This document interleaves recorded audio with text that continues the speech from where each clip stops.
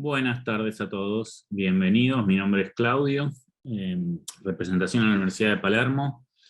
Les damos la bienvenida formalmente a esta charla sobre cloud, sobre las diferentes estrategias de migración a la nube. En esta oportunidad nos va a estar acompañando Federico Camps de Exacta, así que, bueno, lo invito a él a que se presente un poco y nos cuente de qué va a ser la charla y demás. Bueno, buenas tardes a todos, gracias por sumarse. Ahí voy a estar compartiendo, un segundo por favor. Ahí, no sé si ya ven. Sí, perfecto. Impecable. Bueno, nada, como dijo Claudio, yo soy Federico Camps, trabajo en Exacta ya hace, no sé, aproximadamente casi 4 años. Exacta es una empresa argentina, con capitales argentinos, pero hoy en día tiene oficinas en toda Sudamérica prácticamente. Somos aproximadamente 800 empleados, una cosa así. Y bueno, es una empresa en expansión. El 80% de los clientes de Exacta son clientes de afuera, sobre todo de Estados Unidos, y después hay un porcentaje de clientes de Europa y otros de Argentina. Eh, Acá un poco mi mail, por si después lo voy a pegar en el chat, por si me quieren contactar para algo, alguna duda que les surja de la charla. Y si quieren saber más sobre los planes de carrera de Exacto, cosas por el estilo, pueden ingresar a careers.exacta.com y ahí, bueno, están todos los planes de carrera detallados con las diferentes incumbencias de cada área. Así que bienvenido sea todo aquel que se quiera sumar. La charla es un poco de cloud computing, pero un poco orientada a las últimas tendencias del tiempo de estos últimos años, ¿no? Sobre todo lo último que está sucediendo acá en el 2022, porque hay como toda una migración de estrategias de cloud computing, y no va a ser una charla tan técnica como otras veces he dado, sino que va a ser una charla un poco más conceptual. Primero, el cloud computing, ¿qué es cloud computing? El cloud computing es todo aquello que es procesamiento en la nube. Eh, Podemos tener, no sé, storage, o sea, bases de datos, de repositorios de archivos, lo que sea que esté en la nube, y también tenemos poder de procesamiento en la nube. Todo lo que suceda en un cloud provider, como puede ser Azure, Amazon, Google Cloud, y otros tantos que hay, y no suceda en una máquina nuestra o en un servidor nuestro, todo ese procesamiento, todo ese almacenamiento que sucede en un cloud provider, a eso se le llama cloud computing, básicamente. A ver, perdón, perdón, ahí está. No sé si alcanzan a ver acá. No alcanzo a ver yo, me aparece una barra acá arriba, y no sé si ustedes ven que ahí arriba dice on-premise. Bueno. Esto básicamente es algo on-premise donde tenemos hardware, podemos tener NAS, podemos tener un montón de procesadores. Cuando digo NAS, digo una granja de discos rígidos que trabajan todos juntos para guardar el almacenamiento. Cuando digo un montón de procesadores, son como pequeños racks que se meten en una infraestructura, y eso le da el poder de procesamiento a algo que esté on-premise. Estas dos fotos que están acá son dos fotos reales de Exacta, o sea, es el data center de Exacta. Y entonces tenemos en nuestra empresa un montón de hardware. Tenemos que tener redes, tenemos que tener cables, switch, routers, FortiClients, todo lo que es hardware, computadoras físicas, o todo lo que es físico para mantener una infraestructura on-premise, y después sobre esa infraestructura física se virtualiza, ¿no? Hay memorias físicas, discos rígidos físicos, switch físicos, todo en hardware real para mantener una infraestructura on-premise, que esa infraestructura hay que mantenerla. Tanto el fierro, digamos, todo lo que es el hardware propiamente dicho, y todas las configuraciones de red, subred, VPN, accesos, enlaces redundantes, todo lo que ustedes imaginen para mantener eso funcionando como equipo, y arriba de eso todas las configuraciones necesarias para poder tener máquinas virtuales y bases de datos, todo lo que después se instala arriba de un data center.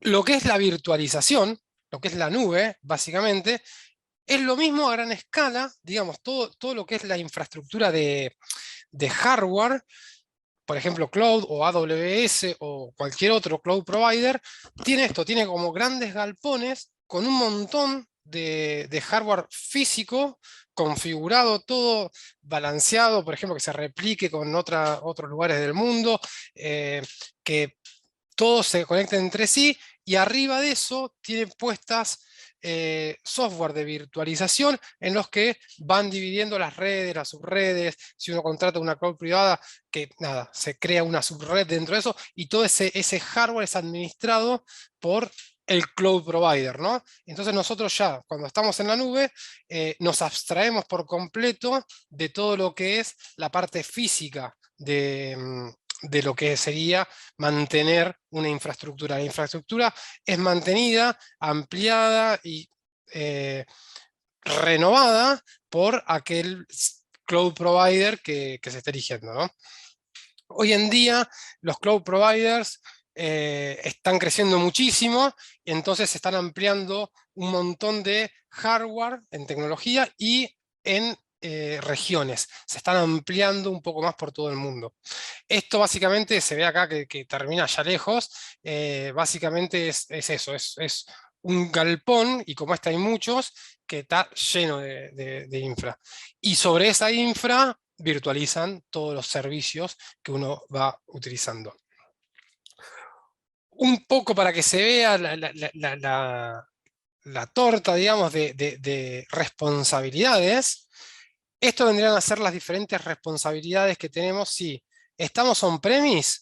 Nosotros tenemos que tener la responsabilidad de todo, digamos, de lo que vendría a ser el hardware, que podría llegar a ser lo que es red, lo que es almacenamiento, los servidores. Cuando decimos servidores decimos no solamente de tener los servidores instalados con un sistema operativo, sino que sobre esos servidores tenemos que mantener todo lo que serían las actualizaciones de seguridad, parches de diferentes, no sé, se actualiza Java, se actualiza algún paquete extra, no sé, tenemos instalado un servicio arriba de ese servidor, como puede ser SQL, por ejemplo, y va actualizándose las versiones del SQL. Bueno, tenemos que nosotros ir actualizando todo lo que se ponga arriba de esos servidores. Y después, la virtualización también la tenemos que manejar nosotros, porque nosotros tenemos un gran poder de almacenamiento, y después tenemos que administrar con un Hyper-V o lo que sea, para ir creando máquinas virtuales y poder distribuir todo ese poder de almacenamiento que tenemos para lo que nosotros querramos. Pueden ser máquinas virtuales, pueden ser contenedores, nada. Vamos a ir distribuyendo nuestro hardware en virtualización, pero tenemos que nosotros ocuparnos absolutamente de todo. Es toda nuestra responsabilidad cuando tenemos algo on-premise. Cuando vamos a la nube, que serían estos de acá, las responsabilidades empiezan a disminuir. Por ejemplo, si vamos a la nube en un esquema IaaS, que se llama, que es Infrastructure as a Service, esto quiere decir que tenemos en la nube una máquina virtual, y sobre esa máquina virtual tenemos instalados nuestros servicios, ¿no? Eso es Infrastructure as a Service. Pero nosotros, de lo único que tenemos que ocuparnos es del sistema operativo para arriba, porque toda la parte de en dónde está instalado eso físicamente andando, el storage, las redes, los servidores y la virtualización para poder crear esa máquina virtual, de todo eso se encarga el cloud provider. Nosotros nos encargamos de instalar el sistema operativo, de instalarle las actualizaciones, y ahí instalarle todo lo que vendría a ser los servicios y todo lo que nosotros necesitemos para que cumpla el objetivo que tengamos en la creación de esa máquina virtual, digamos, ¿no? Ya también en la nube, pero con menos responsabilidad, podemos pensar en un esquema de Platform as a Service, que el Platform as a Service, el PaaS, el famoso PaaS, vendría a ser tener un servicio de la nube que lo usamos para que cumpla nuestro objetivo. Por ejemplo, si nosotros queremos tener una página web disponibilizada en Internet y estamos en un esquema en la nube, en un esquema de Infrastructure as a Service, tenemos que, arriba del sistema operativo, tener instalado, por ejemplo, si fuese Windows, un IIS, y arriba de ese IIS tener configurado todo de forma tal para poder acceder a ese servicio. Si vamos a un esquema de Platform as a Service, vamos a crear un servicio, un app service, dentro de Azure, por ejemplo, puede ser, en el que dentro de ese app service vamos a configurar nuestra máquina y nuestra aplicación, y de todo lo que para abajo, de tener, no sé, el framework instalado, de que el sistema operativo esté actualizado y todo eso, ya es responsabilidad del cloud provider. Si nosotros tuviésemos una infraestructura as a service, por ejemplo, y quisiéramos tener alta disponibilidad, deberíamos tener un load balancer propio con quizás más de un servidor. En cambio, si estamos en un app service, de todo lo que es el load balancer, la alta disponibilidad de nuestro sitio, nos lo garantiza el cloud provider. Entonces, en un Platform as a Service, que ya es un esquema serverless, digamos que no tenemos un servidor, nuestra responsabilidad es mantener nuestra aplicación y nuestra información. Del resto de los requisitos para que nuestra aplicación esté funcionando, se va a encargar el cloud provider. Entonces la responsabilidad es mínima. Y en un software as a service, la realidad es que nosotros lo único que hacemos es utilizar ese software para brindar un servicio X. Después, para que ese software esté funcionando y las actualizaciones de ese software y todo lo que requiere ese software, se va a encargar el cloud provider. Por ejemplo, podría llegar a ser, no sé, Office 365, por ejemplo, Gmail, una red social, Instagram, Facebook. Esos son software as a service, porque eso es un software que brinda un servicio y nosotros lo usamos. Y no sabemos ni cómo está funcionando, ni qué está haciendo. Algo más técnico, si se quiere, podríamos estar hablando de un Siebel, de un SAP, de un Salesforce, por ejemplo. O sea, son software en los que nosotros podemos hacer ciertas customizaciones, pero es un software que en sí mismo es mantenido por el proveedor. Y eso es un sistema SaaS. Entonces, nuestra responsabilidad es solamente en cuanto al uso que le damos, y no en mantenerlo. Estos son los esquemas más típicos.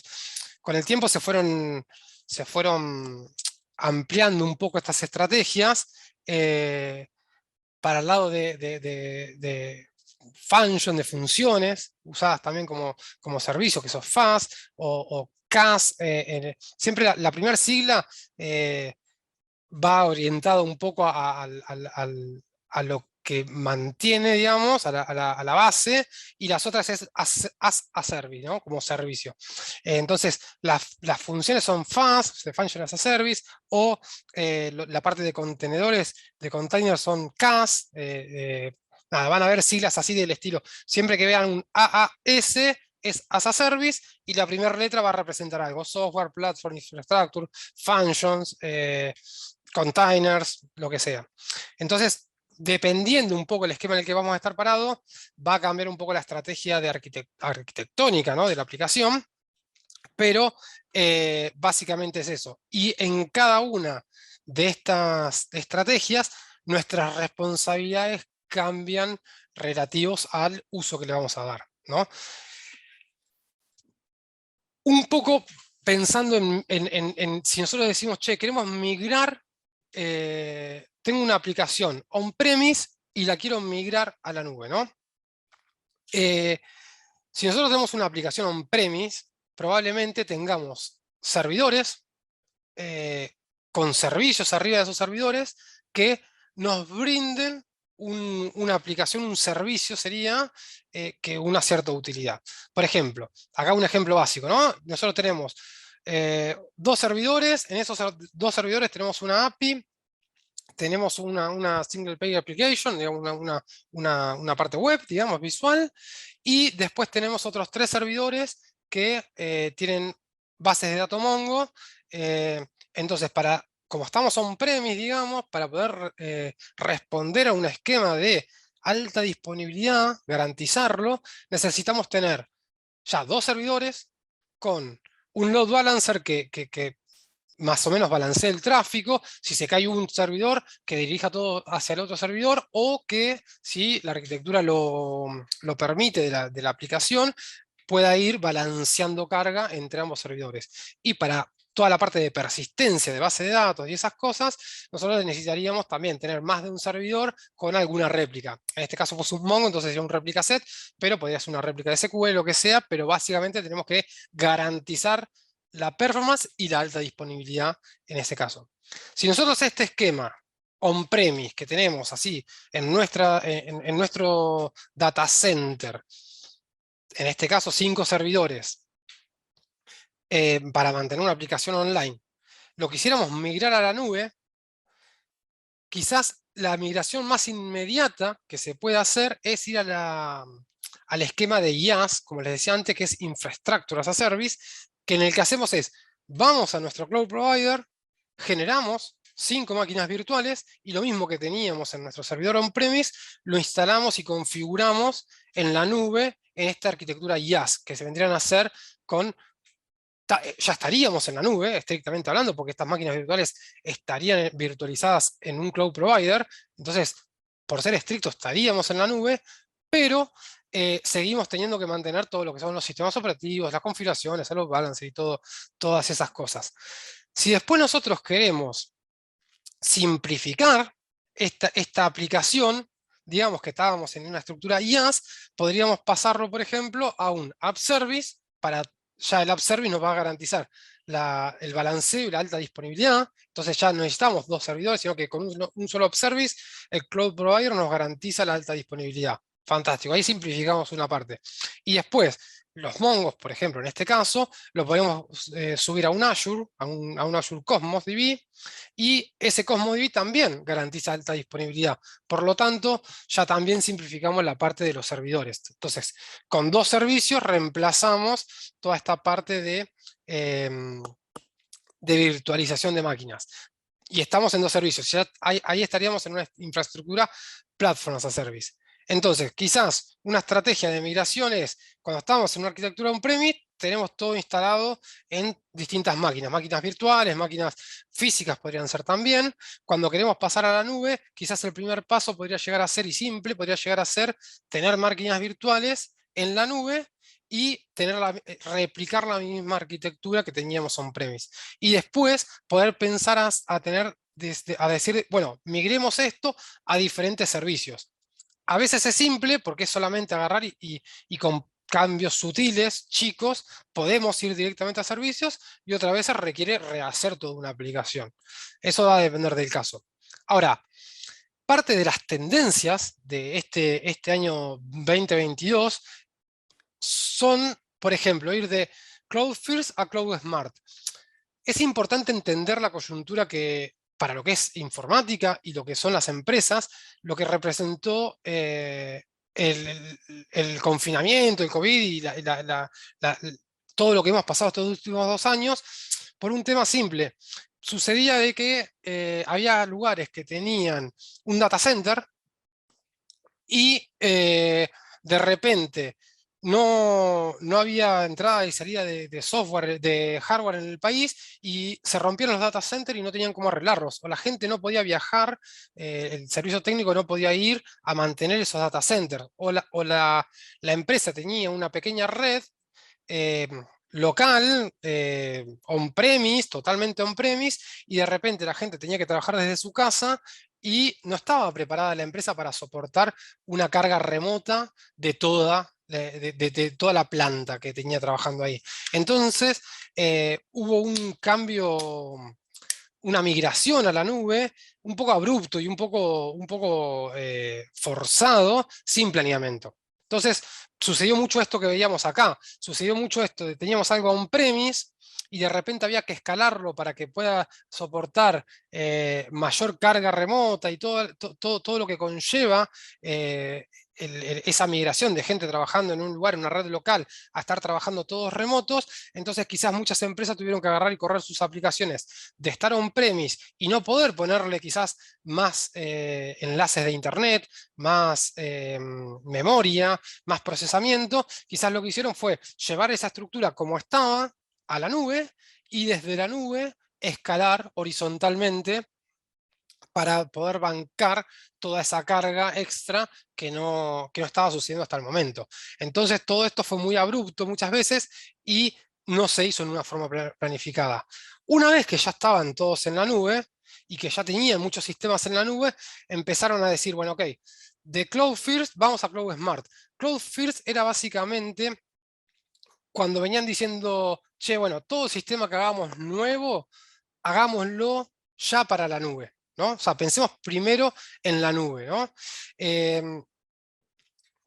Y las ventajas que empezaba a dar esto es que veían que sin mantener un hardware podían escalar rápidamente, podían escalar recursos en forma rápida y no tenían que esperar a que les llegue un hardware para poder dar un poco más de procesamiento. Eso hizo que sean las empresas un poco más eficientes en tener cosas en la nube y ver que podían escalar rápidamente, les dio un poco más de eficiencia y empezaron a innovar también sobre eso, ¿no? Empezaron a jugar un poco con las performances, con los servicios, con un poco a mezclar distintas estrategias que antes quizás lo limitaba la infraestructura que tenían. La nube, cuando migraron, empezaron a ver que tenían muchos más servicios disponibles y empezaron a combinarlos y a jugar un poco más. Esto de escalar rápidamente es muy útil, sobre todo para ciertos sistemas, no sé, por ejemplo, yo tengo un e-commerce que vende tengo una juguetería y tengo un e-commerce. Probablemente en otoño no voy a vender tantos juguetes como si quizás en Navidad.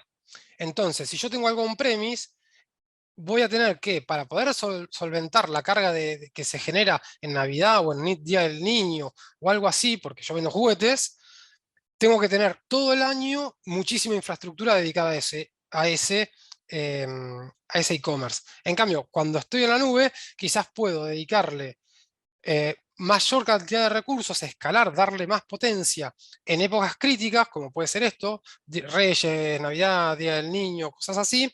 En esos momentos críticos le doy mucha más capacidad y el resto del año, para ahorrar costos, le bajo la capacidad. Ese escalamiento rápido genera ventajas sobre la competencia, porque si yo tengo a alguien que está on-premise y no puede escalar de esa manera, quizás yo por poder escalar puedo dar un servicio más rápido. Y este de Cloud First, es decir, todo lo que vamos a hacer, lo vamos a pensar, todo lo nuevo o todas las modificaciones que hagamos, primero pensamos de ir a la nube antes de decir lo vamos a tener on-premise. De eso, en este año se está pasando a decir, bueno, che, ya estoy pensando en la nube. Pero ahora todas las empresas están diciendo, ok, ya acepté tener algo en la nube, pero ahora quiero ser un usuario inteligente de la nube, digamos. Quiero consumir la nube, quiero usarla, pero quiero ahorrar costos. Quiero poner mis servicios en la nube que mejor se adapte a ese servicio.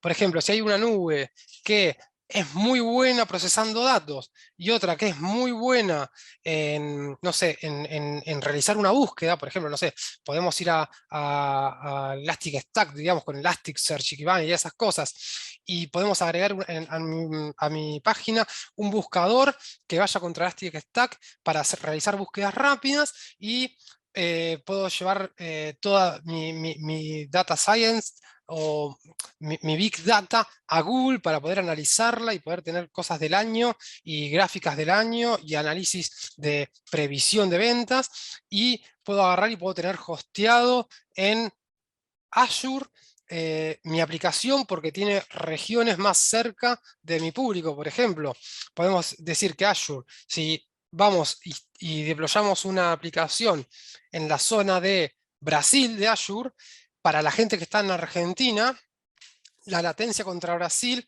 es casi del 50%, comparándolo con la latencia que tenemos contra Estados Unidos, por ejemplo. Entonces, si mis clientes, mi negocio está orientado a un público de Sudamérica, es probable que me convenga ir a la nube de Azure porque voy a tener menos latencia y le va a responder más rápido a mi clientela de Sudamérica. por ejemplo.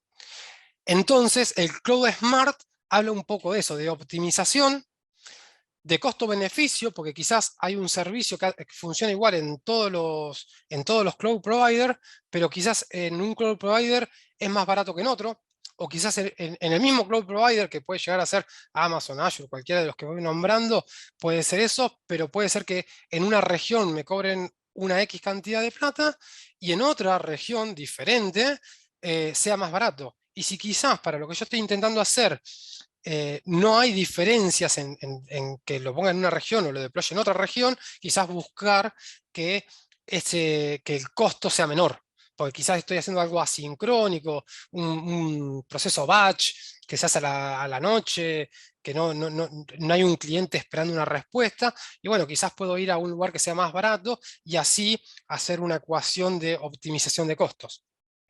Y ahí tengo un ROI mucho más grande, ¿no? O sea, cuanto menos gasto, más ventaja, más ganancias tengo. Pero también, esto que decíamos antes de que surgieron migraciones a la nube en forma un poco fortuita, a veces obligada, por una cuestión coyuntural mundial, hoy en día, el ya estar en la nube lleva a este de Cloud Smart diciendo, ok, ya estoy en la nube, pero ahora ir a la nube y que eso me brinde seguridad tiene que ser una cultura organizacional. O sea, no es solamente solucionar tengo mi aplicación andando, sino que tiene que haber políticas organizacionales que acompañen esa transformación digital. Hoy se habla mucho de lo que es transformación digital, se escucha mucho, ¿no? En la transformación digital de esto, de lo otro, y muchas veces se cree que la transformación digital es solamente tecnológica, en decir, tenía algo on-premise y lo llevé a la nube. En realidad, también esa transformación digital va de la mano de tecnología, de poder migrar quizás a la nube y en diferentes usos de nube, y ir acompañando en políticas de seguridad, no sé, doble autenticación, un montón de cosas organizacionales, de procesos, quizás, que tienen que acompañar todo eso. Por ejemplo, no sé, ir a la nube, digitalizar y no usar papel, por ejemplo, para poder hacer trabajo remoto y optimizar tiempo, costo y traslado, por ejemplo, ¿no? Tiene que haber toda una decisión de procesos que acompañen esta transformación digital, no solamente una cuestión de agrego tecnología y nada más.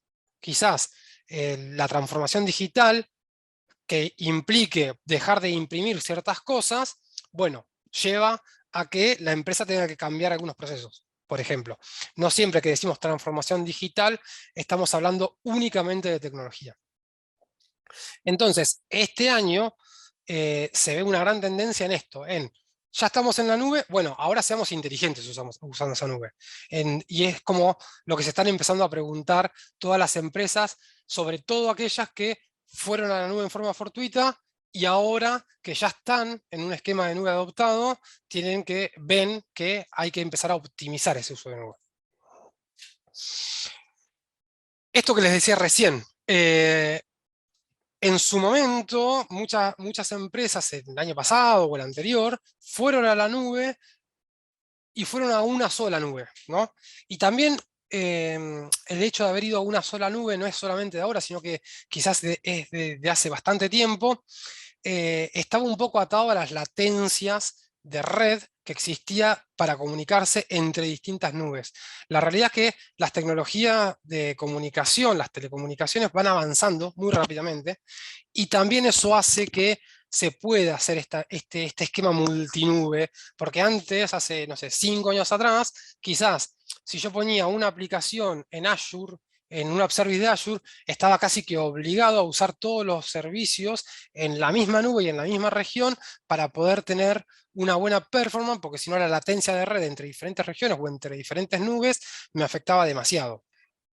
Entonces, hoy en día que las telecomunicaciones van avanzando y cada vez más, nos están permitiendo hacer este esquema multinube y buscar qué nos conviene usar de cada una de estas nubes, y también va llevando a los diferentes cloud providers a especializarse en algo.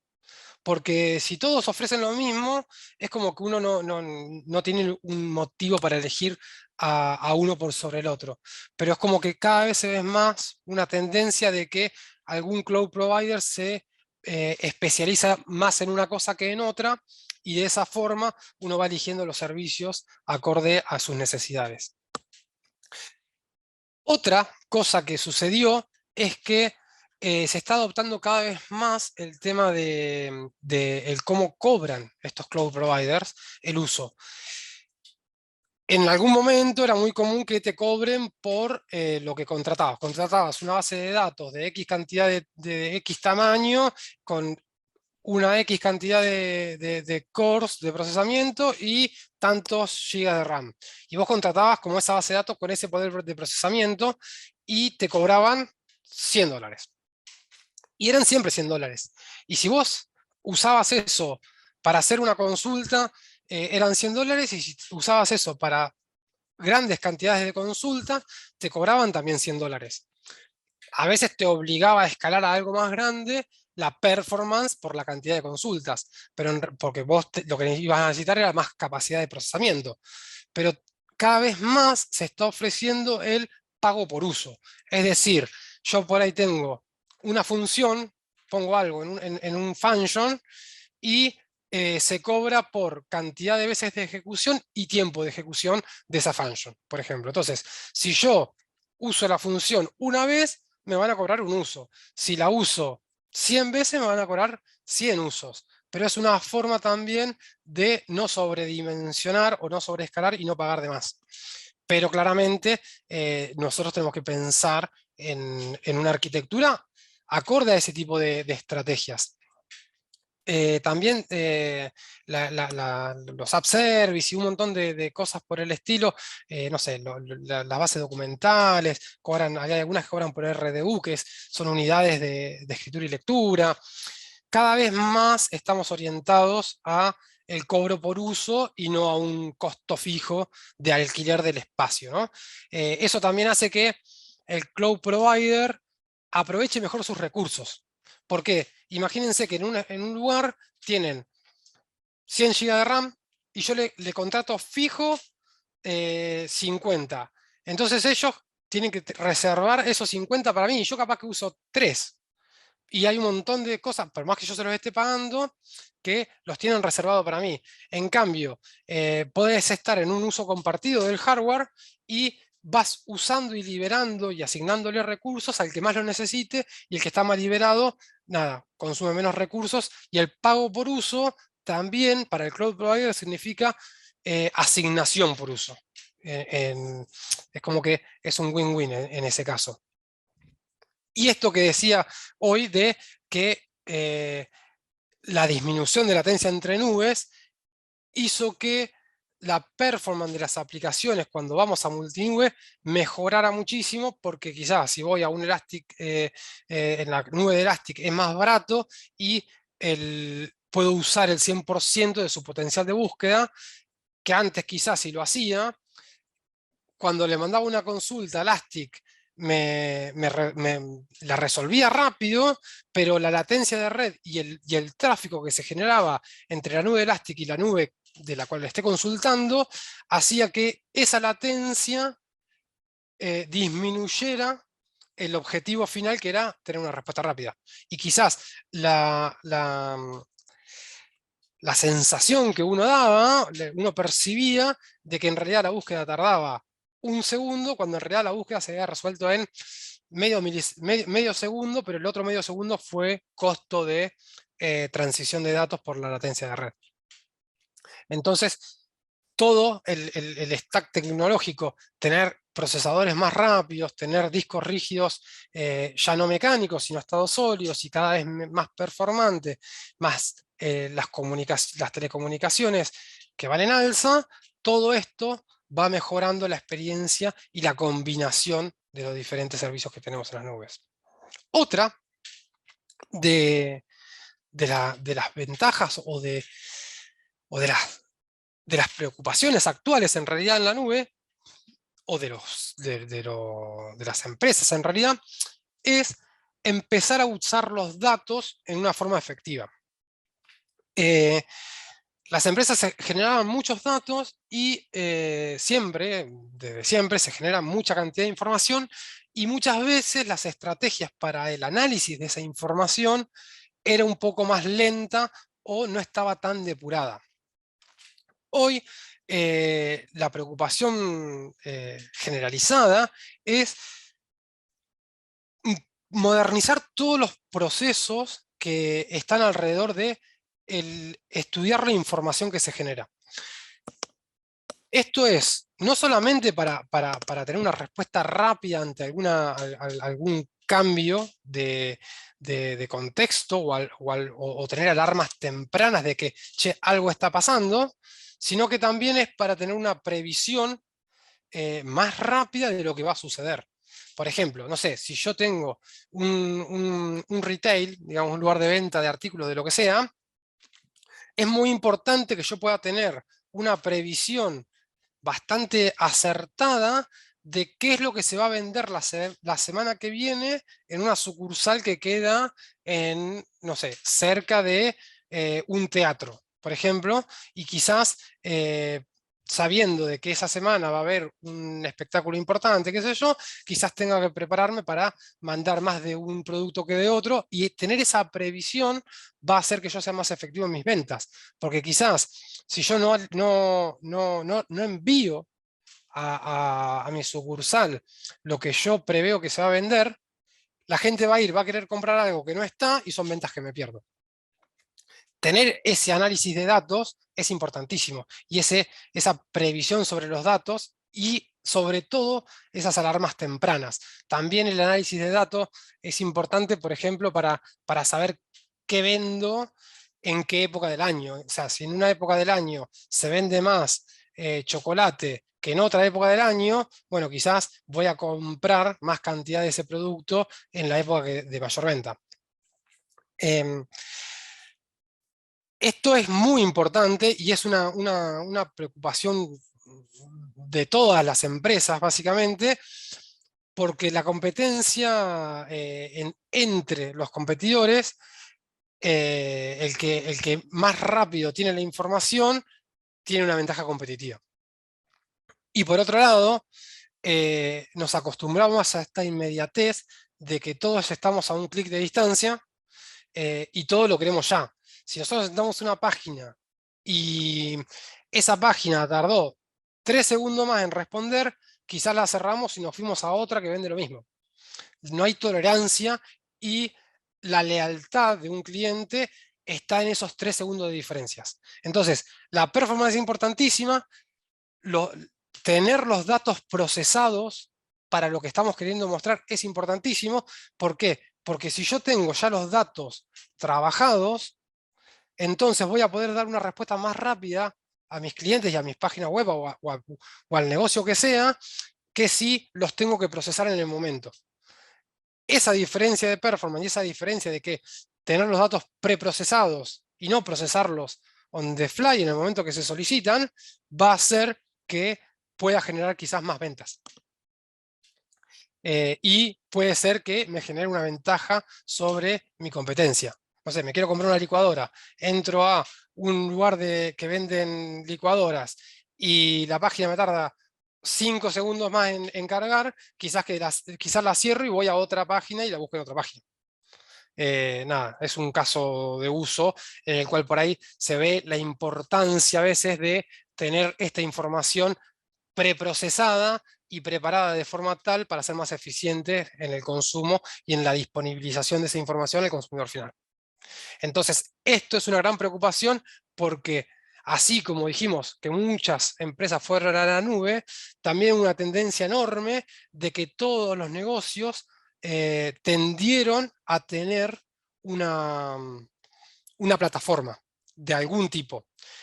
Puede ser un e-commerce en la nube, puede ser una red social, por Instagram, Facebook, la que sea, pero ya sea cual sea, si yo estoy buscando para comprarme vinilos y encuentro en una red social a alguien que vende vinilos, si le pregunto y no me responden 10 minutos o 15 minutos o tarda 3 horas en responder, lo más probable es que en esas 3 horas yo ya haya contactado a 5 lugares más y el que respondió más rápido fue quizás al que se lo compré. A gran escala y a las empresas les pasa lo mismo. La respuesta tiene que ser inmediata. Si no, perdiste una oportunidad de venta. O perdiste tiempo hombre, quizás. Porque si yo tengo una persona que necesita de cierta información para hacer lo siguiente que tenga que hacer, y esa información tarda 30 segundos más, son 30 segundos más de un recurso que estoy malgastando, digamos. Otra cosa que se está viendo, otra tendencia de este último tiempo, es la inversión en las tecnologías. Había gente que era reacia no confiaba en la nube, o esto de las latencias no lo convencía, y hubo empresas que se fueron subiendo a la nube, y hoy en día que ya lograron una cierta confianza en las nubes, y las nubes, la mayoría están muy maduras en lo que hacen, ya está, ya le tomaron el gustito y decir, bueno, ya estamos en la nube, ya me di cuenta de que no tuve que cambiar nunca más un disco rígido, ya me di cuenta de que no tengo que mantener una infraestructura, qué sé yo, y fueron efectivos en el procesamiento de datos y en el análisis de datos, y empezaron a ver como estas benevolencias o estos favores de la nube. Entonces empezaron a tomar el gusto y dijeron, ok, bueno, pero ¿cómo puedo incrementar? ¿Cómo puedo ir mejorando el uso de la nube? Y está atado a esto del Cloud Smart, ¿no? Onda, la nube me provee para yo de tener hosteada una página web. También me provee para yo tener una base de datos documental, SQL, la que sea. Pero también provee otros servicios. Me provee el servicio de IoT. Me provee un servicio de inteligencia artificial, machine learning. Y no en mucho tiempo vamos a tener las computadoras cuánticas. Entonces, como que le empezaron a tomar el gusto a esas cosas y empiezan cada vez más las empresas a utilizar este tipo de tecnologías. No siempre atadas a su negocio. Algunas veces están atadas a, no sé, a convertir el edificio donde tienen la oficina, a agregarle IoT con Internet en las cosas, con sensores y una inteligencia artificial en la que, no sé, vaya apagando, prendiendo la calefacción o las luces del edificio o las oficinas en las que tienen, para ir disminuyendo el consumo de energía dependiendo del uso. Si yo veo que todo un piso no hay nadie, quizás agarro y apago todas las luces y toda la calefacción de ese piso con IoT y con algún poco de inteligencia artificial, y entonces de esa manera voy un poco disminuyendo los costos y otro poco subiéndome a estas olas de todo lo que es las movidas ambientalistas que están hoy en día muy en boga también, y hay una preocupación muy generalizada, y muchas veces eso que parece una pavada son cosas que te la pide un cliente. Por ejemplo, nosotros que somos, en la empresa que yo trabajo en Exacta, que somos proveedores de software, hay clientes que a la hora de contratarnos nos preguntan, che, ¿tienen alguna política medioambiental? ¿Cómo manejan los desechos? Y un montón de cosas que no tienen que ver con la calidad del software ni con el software que hacemos. Pero quizás como esa empresa sí tiene políticas medioambientalistas, exige que sus proveedores también los tengan. Entonces, a veces, algunas empresas empezaron a hacer este tipo de inversiones en tecnologías, no solamente por una cuestión del negocio que ellos trabajan y ellos manejan, sino también por una cuestión contractual, porque otras empresas se lo empezaron a pedir. Y por eso empezaron a invertir cada vez más en la nube para tecnificarse, y esto de la innovación o la transformación digital en todos sus aspectos, y atado un poco a lo que decía antes, de que la transformación digital no solamente tenía que ver con ir a la nube, sino también con una cuestión de política empresarial, ¿no? Esta tendencia de ir invirtiendo cada vez más en la nube y tener cada vez menos miedo y decir, che, yo tengo un servidor on-premise, cada vez cuesta menos la decisión de decir que ese servidor on-premise, a veces se tiene la sensación de que tener un servidor on-premise no te cuesta plata, entonces te dicen, che, pero yo tengo un servidor on-premise, no pago nada por este servidor, pero si voy a la nube, tengo que pagar $1000 por mes por tenerlo en la nube, cuando después el otro no me sale nada. pero no te sale nada, es medio relativo, porque hay alguien que lo está instalando, manteniendo, el hardware se vuelve obsoleto y lo tenés que renovar, como que a largo plazo hay costos también. No sé si los mismos, pero hay costos. Entonces ahí es donde va un poco el tema de la inversión en las tecnologías, es una tendencia que se está viendo cada vez más. Un poquito atado a lo que estaba diciendo recién, otra tendencia de este tiempo y otra preocupación de este tiempo es el tema de el Green Cloud Computing, digamos, es la corriente en la que las empresas se están empezando a preocupar cada vez más por la reducción de energía. Junto con esto, quizás hay cloud providers que para captar clientes también apoyan un montón de proyectos que están basados en lo que es la energía renovable.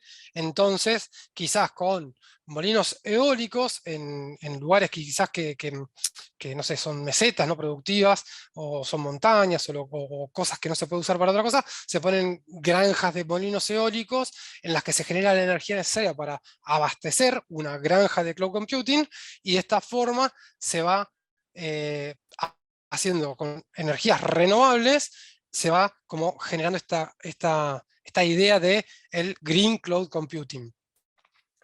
También, al no tener todas las empresas un pequeño data center y todas las empresas estar generando basura informática, se reducen los desechos informáticos, digamos, tecnológicos, técnicos, y todo lo que son los cloud providers se comprometen en un tratamiento de esos residuos, reciclar y tratar los residuos en sus cambios y en su renovación de flota, digamos, de máquinas, se comprometen en hacer un reciclaje consciente de toda la basura tecnológica que se genera, que quizás no sucedía con todas las empresas que tenían un data center. Una desventaja es que la implementación del cloud computing, de este Green Cloud Computing, es costosa para generar estas cosas renovables, esta energía renovable, y para empresas que tienen, o sea, pequeñas empresas que tienen su pequeño data center, migrar de ese pequeño data center a la nube les lleva un montón de plata. Que quizás toda esa inversión que le cuesta ir a la nube no es retribuida por el negocio que tienen. Si yo tengo no sé, no se me ocurre mucho, pero una imprenta, por ejemplo, y yo tengo un pequeño data center en el que tengo ahí en mi data center guardado los libros que tengo que imprimir, las portadas y esas cosas, migrar eso a la nube no va a hacer que yo imprima más libros, o no va a hacer que yo imprima más tarjetas. Entonces, yo incremento en un gasto que no hay un retorno de inversión de ese gasto. Entonces, para pequeñas empresas, y según qué tipo de negocio tenemos, a veces el ir a la nube, y esto no está tan atado al green computing, sino la migración entera a la nube, no hay un retorno de inversión acorde. Entonces muchas empresas prefieren tener su pequeño data center por ese motivo, porque el costo inicial es muy grande.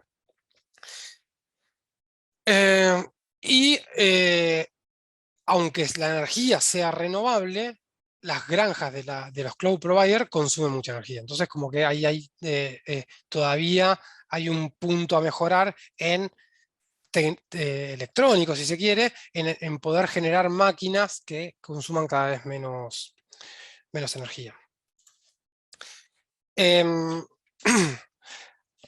Otro de las tendencias que están surgiendo ahora es el tema de migrar todo lo que sea crítico, migrarlo a la nube.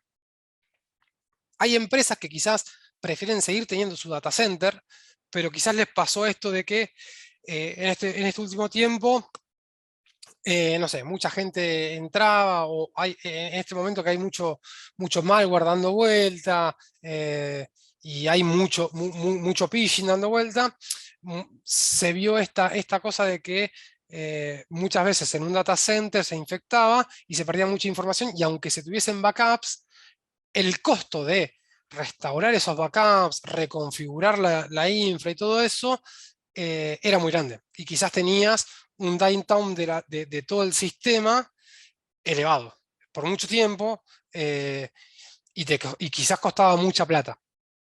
Entonces, se empezó a tener esa conciencia, y otra tendencia es esto de migrar a la nube todos los sistemas que son críticos y que se pretenden ir como de a poco mejorando.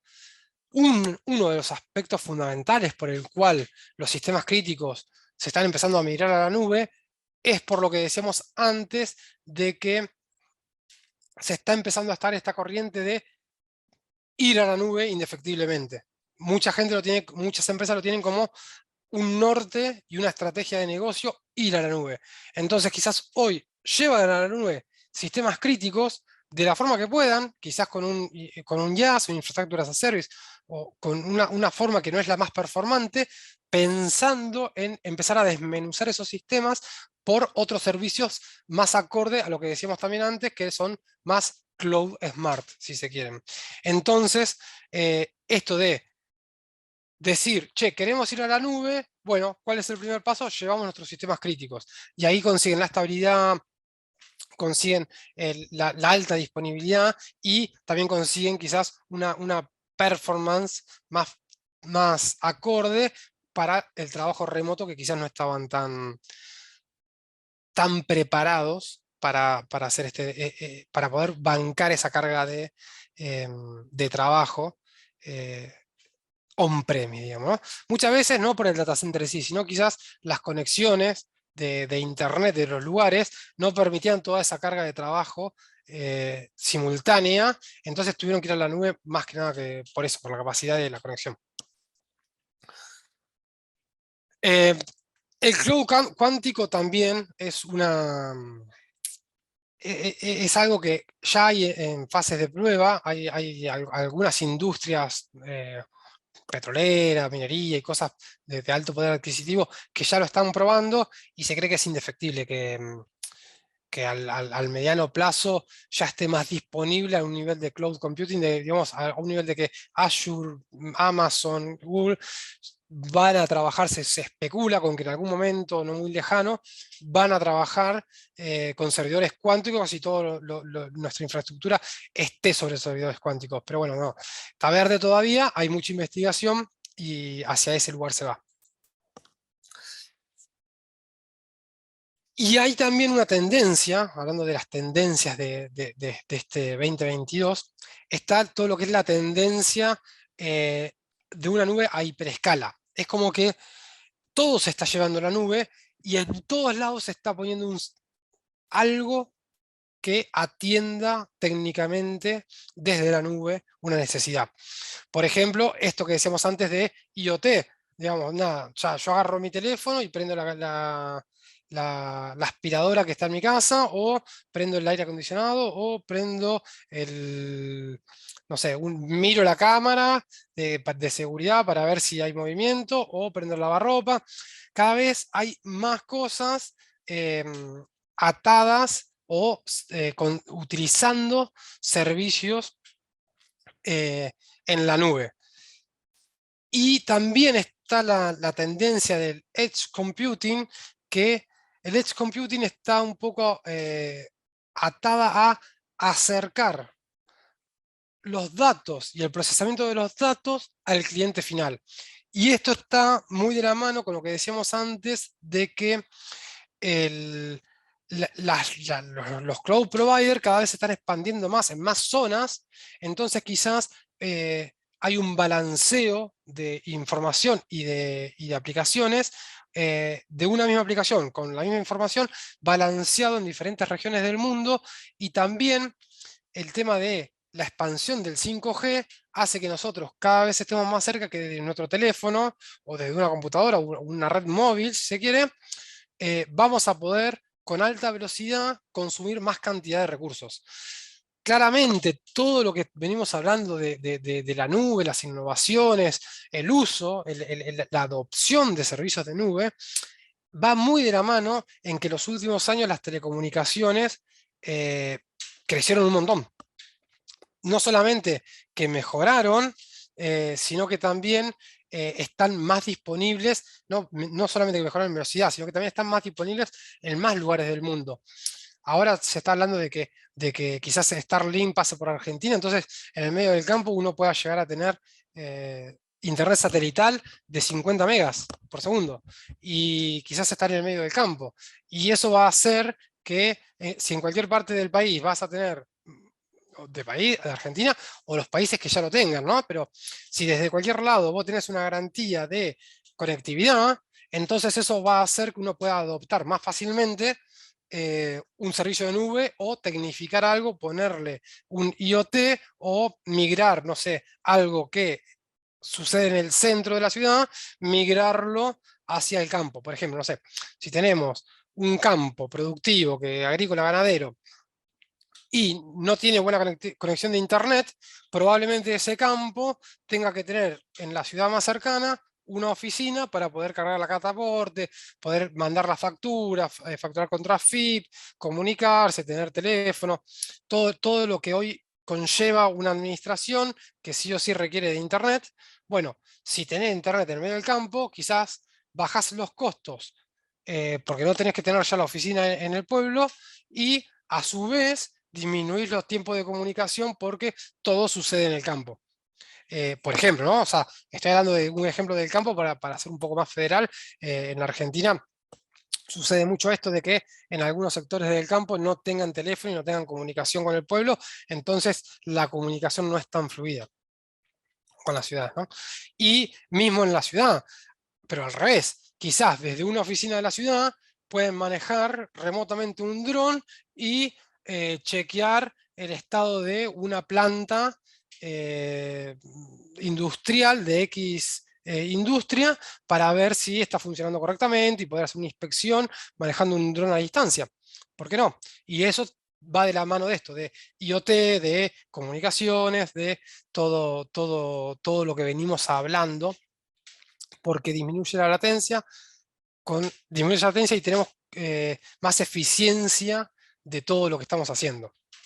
En definitiva, son eh, ampliar nuestras estrategias para hacer una adopción, y lo que decíamos antes, tenemos que ser más performante que la competencia.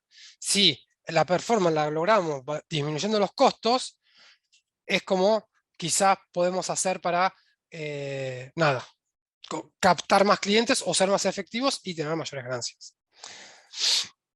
Básicamente, en el 2022, todas las empresas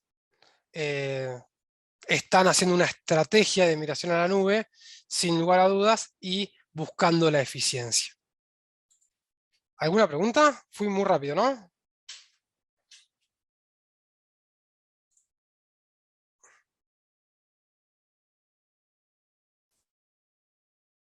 Ah, perdón. No sé si la gente puede hablar.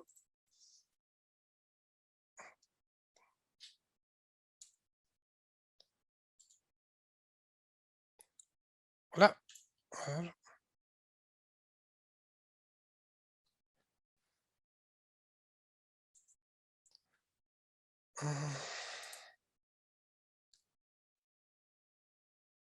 Estoy buscando. Claudio, perdón, ¿se puede habilitar el micrófono de la gente? No sé si alguien quiere hablar, si alguien quiere hacer una pregunta.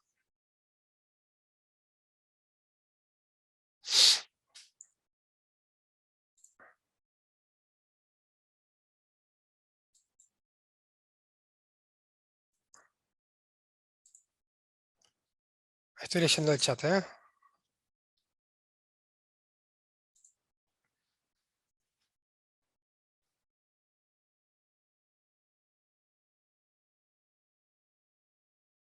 Bueno, Claudia Bustos, ahí veo que hizo una pregunta. Acá veo una pregunta en el chat que dice seguridad cloud. Básicamente, no se puede pensar en cloud sin pensar en una estrategia de seguridad, ¿no? La estrategia de seguridad ya cada vez más son los servicios que obligatoriamente ponen el doble factor de autenticación.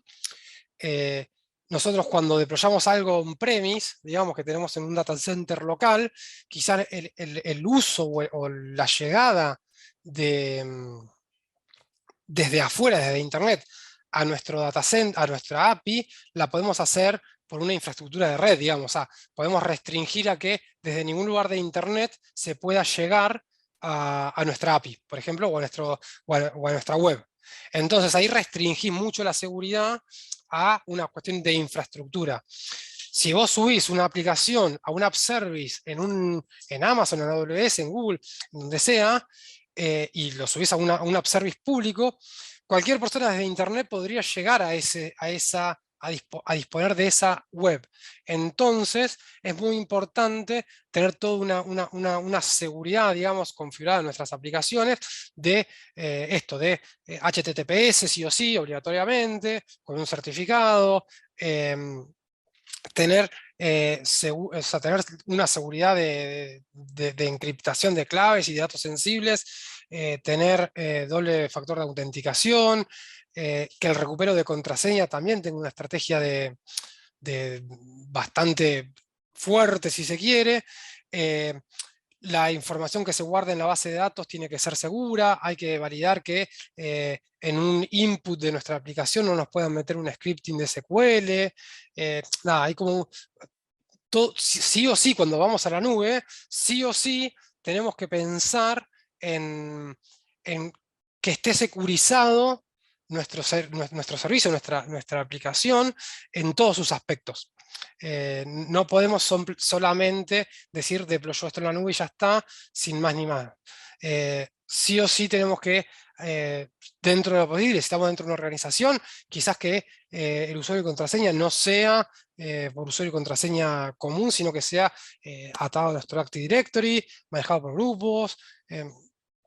No es lo mismo autenticación que autorización, entonces quizás a veces podemos controlar que una persona pueda entrar a la aplicación, pero además de que pueda entrar a la aplicación, después tenemos que controlar los accesos de qué puede hacer esa persona en la aplicación, y todo eso quizás manejado por grupos es mucho más sencillo de administrar que por grupos, por Active Directories, que por usuarios normales. La seguridad en lo que es la nube es sumamente importante en ese aspecto. No sé dónde, había por acá algo de seguridad, no sé dónde lo habían leído, pero en alguna parte yo lo había puesto acá, de que bueno, nada, es prácticamente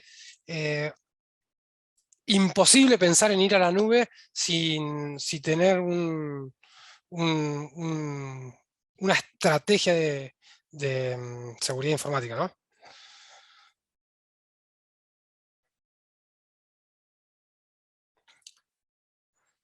Eh, Acá me dicen, pero esa es la seguridad clásica, pensé que no. Se puede, pero obviamente que todo sale más caro. Se puede llegar a configurar dentro de una nube, nubes como privadas, y decir, bueno, tu espacio de hardware, digamos, es solamente tuyo. Lo que sí tiene que hacer la nube y tiene que garantizar es que si entra un virus, un ransomware, a donde vos tenés tu aplicación, eso no tiene que afectar a nadie que esté utilizando el mismo hardware físico, por ejemplo. Y de eso sí es responsabilidad de la nube, por ejemplo. También te tienen que garantizar, parte de la seguridad, entre comillas, si se quiere, es la alta disponibilidad. También tienen que garantizar eso de que, de alguna forma, vos te tienen que garantizar que el 99,99% del tiempo tengas acceso a tu información y a tus servicios. Eso sí es responsabilidad de la nube.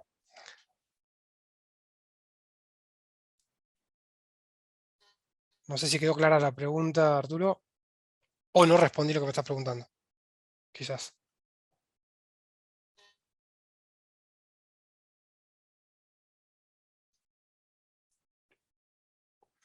Estoy buscando más preguntas. Si alguien no le está respondiendo algo, por favor, vuelva a pegar en el chat.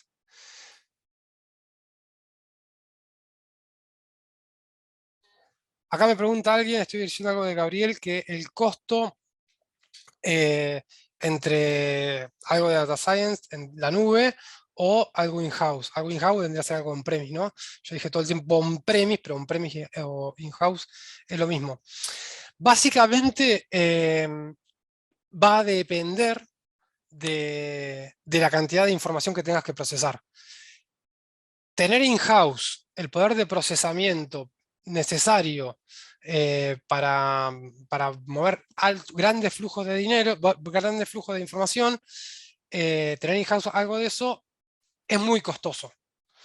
Y quizás a veces tenés el cuello de botella en esto que decíamos antes de la capacidad de la conexión de Internet.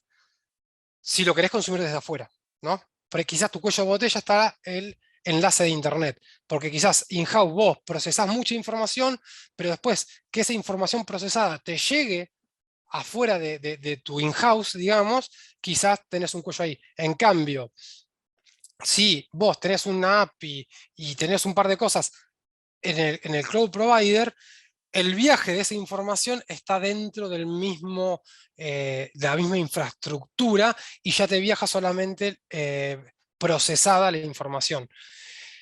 La realidad es que los costos no los tengo claros, pero dependen mucho de la cantidad de información que vos quieras procesar, básicamente, y el uso que le vayas a dar a esa información. Básicamente, el costo es si vos con esa información no haces algo que te haga rendir más. Entonces ahí tienes un costo. Si vos la información procesada la haces rendir, quizás a veces, esto que decíamos hoy, si vos procesás una búsqueda y la retornás desde el cloud provider 5 segundos antes que, no sé, yo estoy buscando un artículo en un e-commerce y las ofertas, mostrarme los artículos y eso, me retorna 5 minutos antes si está en el cloud y no en on-premise o in-house, quizás ahí perdiste una venta. Cuando se trata de grandes, como el data science, grandes flujos de información, quizás el costo grande que tenés in-house es para tener los backup y todo mantenido de forma tal que se pueda procesar. La verdad que el costo a veces es por la seguridad de tener la data online, digamos, todo el tiempo, más que el costo de dinero. Pero todo depende de cómo lo que hace uno. Claramente los servicios en la nube de Data Science son caros, son muy caros. O sea, no sale mucha guita. Pero bueno, todo depende de esto, ¿no?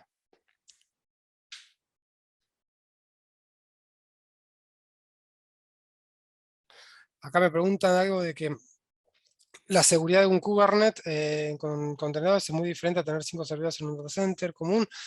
Sí, básicamente lo que podés hacer, si vos tenés el Kubernetes bien configurado, se pueden configurar las subredes. Entonces, vos podés tener esos 5 Kubernetes, esos 5 contenedores en realidad, más que esos 5 Kubernetes, esos 5 contenedores configurados de forma tal de que esos 5 trabajen en una subred propia. Y capaz que tenés un sexto contenedor en el mismo lugar y no ve los otros, porque está como en una subred diferente. Entonces ahí la seguridad la podés tener también por red virtual, si se quiere, ¿no? Más que red física. Pero bueno, nada, todo depende de lo que tengas adentro de los contenedores también. Y lo que necesites hacer con esos contenedores. Si vos necesitas llegar a los 5 contenedores, es otra cosa. Me parece que en este caso depende un poco del caso de uso.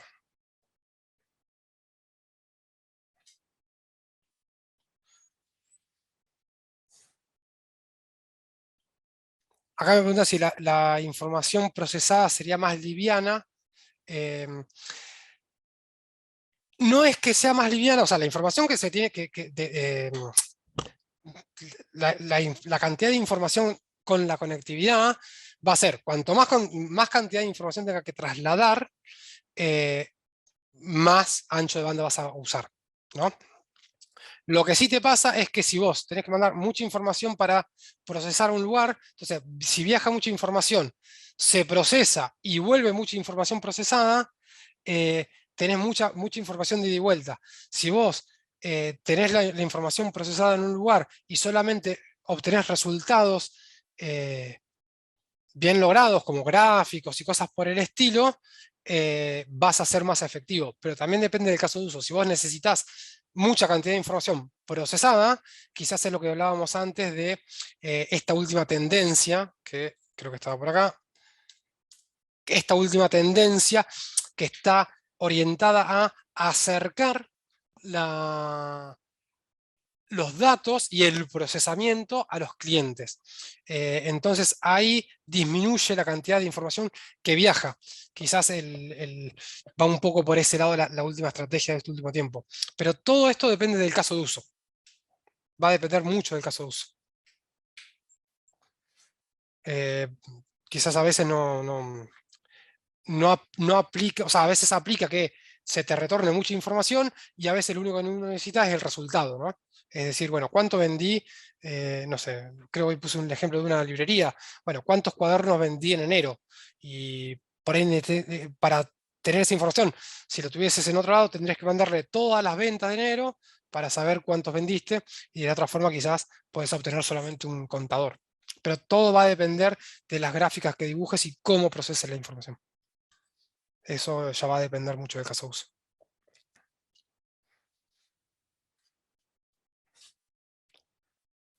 Sí, ahí denme un segundo, les voy a compartir acá una data, una encuesta también. Por favor, un segundo.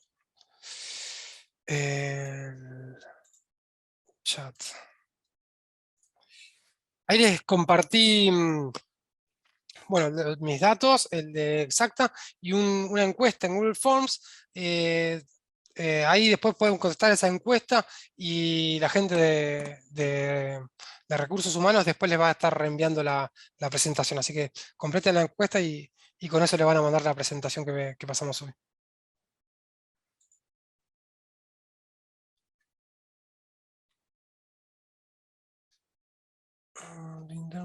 Sí, perdón, estoy leyendo algunas preguntas. Pues algunas pusieron por el chat y otras pusieron por el QA. Actualmente existen en Argentina empresas de seguridad cloud que trabajen con el ministerio. La verdad que me está preguntando si actualmente existen en Argentina empresas de seguridad cloud que trabajen con el Ministerio de la Mujer, Géneros y Diversidad. Que yo sepa, o sea, no sé, no tengo la respuesta, pero nada, o sea, creo que casi todas las empresas de informática de hoy en día están poniendo mucho foco en esto de la seguridad cloud. Así que no conozco una empresa puntual que sí que exclusivamente la seguridad cloud, pero por ahí habría que contactarse con el ministerio. La verdad, no tengo el dato. Perdón por la falta de respuesta. Y no me comprometo a responderla porque o a llevármela para responder después porque no tengo un contacto con el ministerio. ¿Qué estudiar para brindar un hardware o cloud security específicamente para algún... ¿Qué debería estudiar para brindar un hardware o cloud security? Acá me pregunto también qué se debería estudiar para la seguridad, ¿no? Para cloud security o hardware security o security on-premise. Orientado específicamente a algún ministerio nacional. La realidad es que más allá de que sea ministerio o una empresa privada, las bases de la seguridad van a ser las mismas.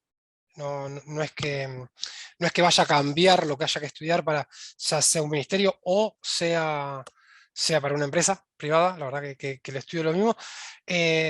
Lo que creo que se debería estudiar, en este caso, si está apuntado a la seguridad, son todas las carreras de ciberseguridad, ¿no?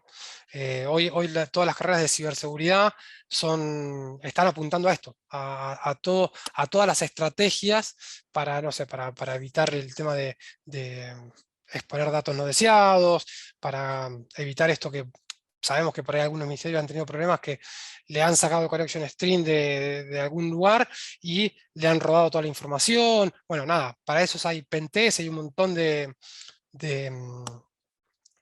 de empresas que se dedican a hacer pentest justamente para detectar vulnerabilidades en las aplicaciones. Ciberseguridad, básicamente. Y ciberseguridad es una rama de lo que sería la licenciatura en informática orientada a la seguridad. Hoy en día la ciberseguridad es hiper necesaria y hay muchísima información al respecto. Hay una persona muy famosa dedicada a todo lo que es ciberseguridad que trabaja en Telefónica, se llama Chema Alonso. Ahí no me acuerdo quién era la persona que preguntaba, Paula. Nada, buscaba información de Chema Alonso, que toda su carrera fue orientada a lo que es ciberseguridad.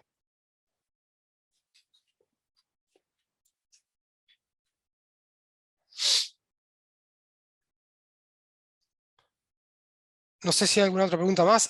Perdón, si se me perdió alguna. Ah, no ven el link, perdón. Ahí veo que alguien no vio el link. Me parece que yo pegué mal la info. Ahí está, perdón, ahí la pasé vuelta.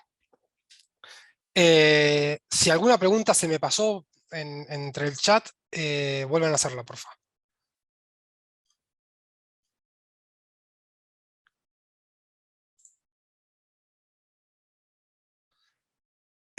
Alejandro, no veo tu pregunta, perdónale. ¿Me la pegás de vuelta, por favor? El enfoque de la nube es siempre positivo. El enfoque de la nube es siempre positivo. No siempre.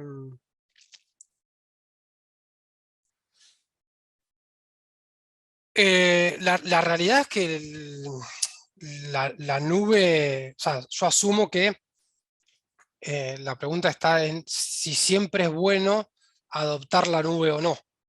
La realidad que no, o sea, que no siempre el camino es el camino feliz.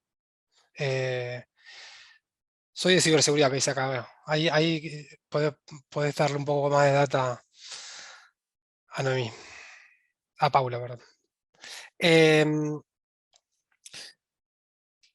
La realidad es que sí, que hay incidentes todo el tiempo. Muchas veces es por esto de que más allá de que estés en la nube o estés on-premise, si la aplicación no tiene un control de no sé, de una inyección de scripting en un input, no tiene nada que ver que esté en la nube o que esté on-premise. La aplicación está mal hecha. Y no por estar en la nube, si la aplicación no tiene esos controles de seguridad, si estás en la nube o estás on-premise, la vulnerabilidad de seguridad la tenés igual. Y no es un tema en dónde estés ejecutando tu código. Es un problema del código, básicamente. Me parece súper importante que todas las personas que desarrollen se formen también en todo lo que es seguridad y protocolos y entiendan un poco todo lo que es redes. Muchas veces es común que los desarrolladores no tengan tanta idea de todo lo que es redes, hardware, nada, y ese tipo de cuestiones de scripting, de seguridad, y la verdad que es súper importante entenderlos, porque a veces si en un input metes un delete table from X,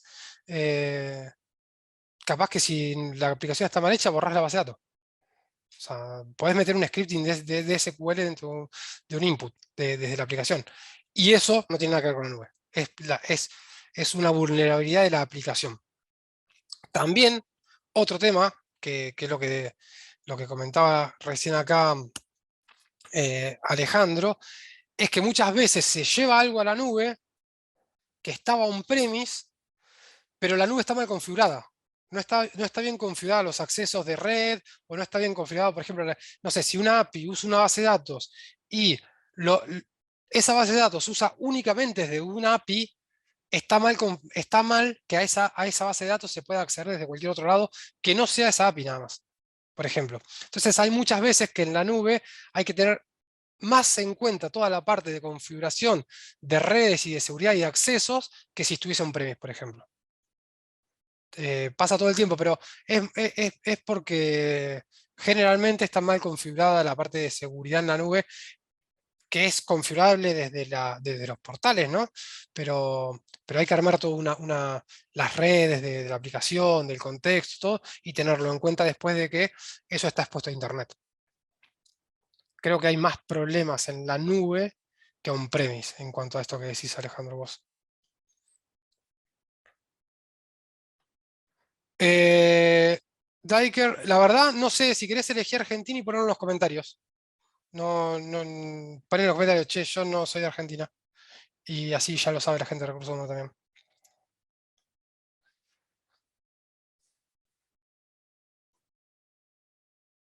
Sí, acá Alejandro también dice eso, y es verdad, hay algunos proveedores que están más maduros que otros en todo lo que es seguridad. Sí, sí. Tiker dice, soy de Venezuela. Ah, mirá, uno de los chicos que trabaja conmigo en el equipo también es de Venezuela.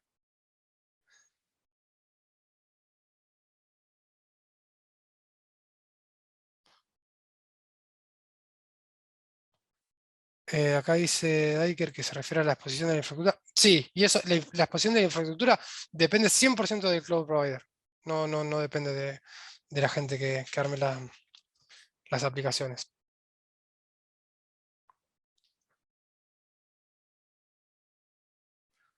Dice acá hay uno, cuando contratás un servicio de nube, ¿cuánto te configura el cloud y cuánto el cliente?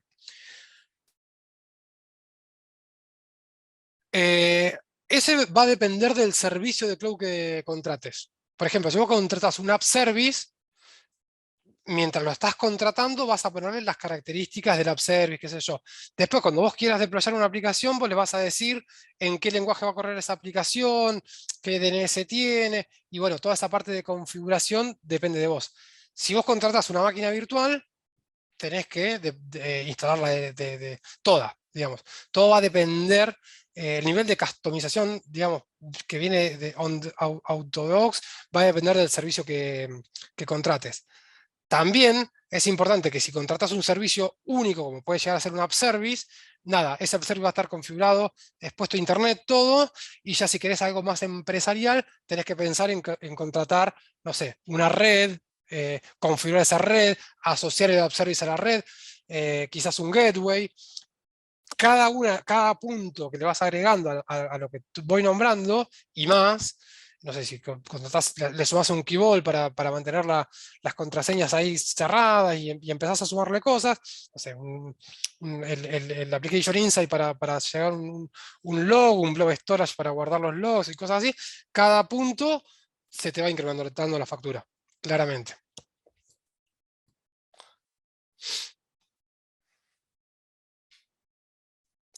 Bueno.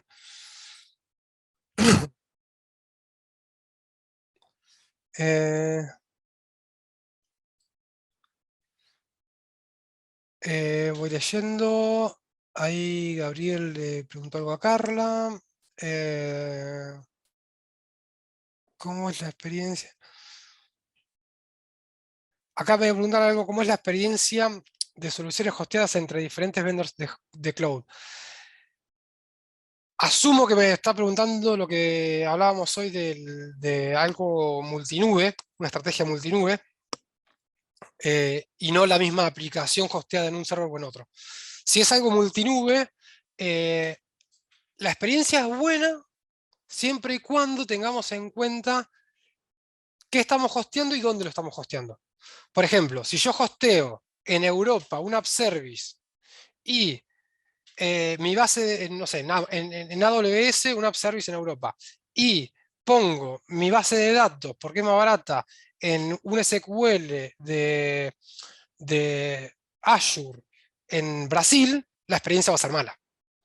Pero no sé si es tanto porque son dos cloud providers diferentes, sino porque lo deployé en regiones que no tienen nada que ver.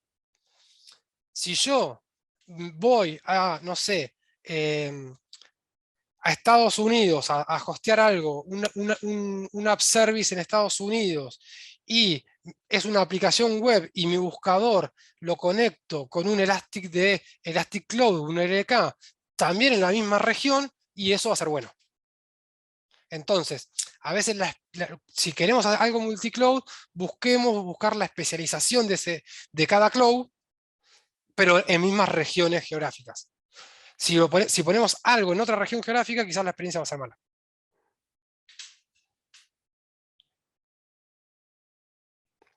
Y acá me preguntan algo, ¿qué tal el soporte de los proveedores de cloud? Algunos mejores que peores, algunos mejores, otros peores. La realidad que también va a depender del plan que tengas contratado. Muchas veces depende de eso. Y del proveedor, ¿no? Claramente.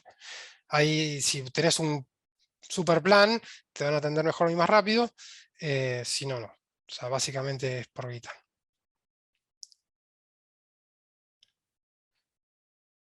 No veo ninguna otra pregunta ahora. También, repito, si alguien se quedó sin responder, porfa, pégame de vuelta la pregunta acá que no, para no la leí, se me va con los scroll.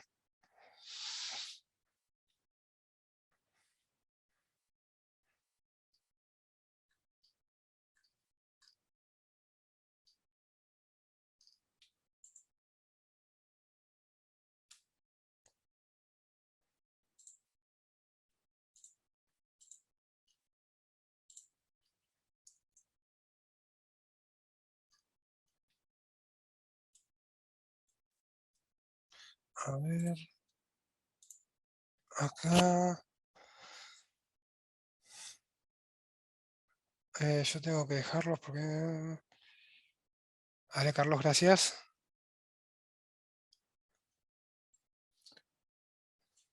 Gracias, Alejandro. Gracias, Arturo. Bueno, gracias a todos. Por favor, no olviden completar la encuesta si les llega la PPT, porque no tengo forma de saber los mails, si no.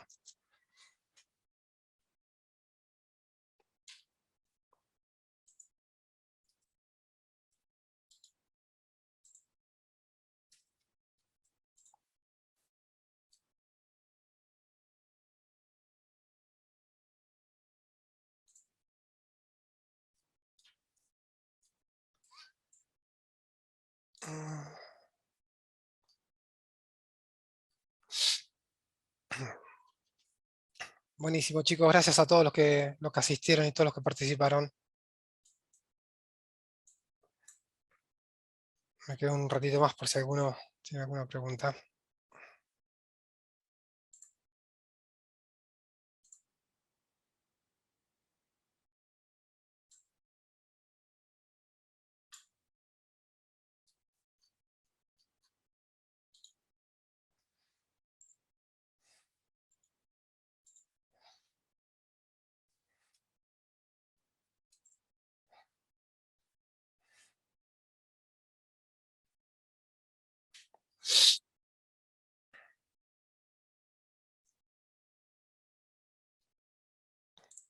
Gracias.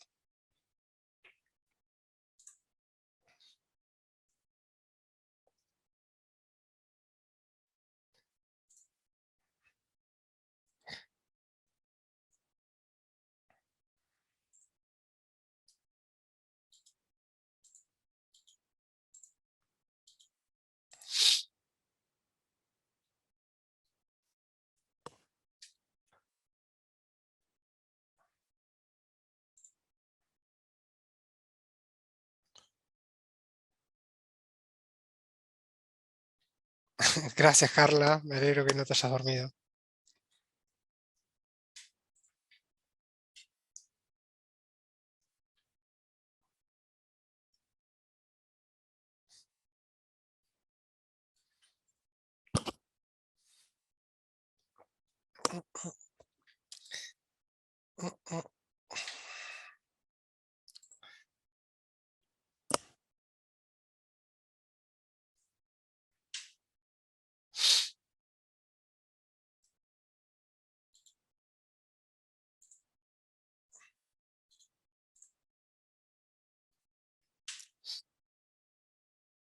Estoy queriendo copiar todo el chat, pero no puedo.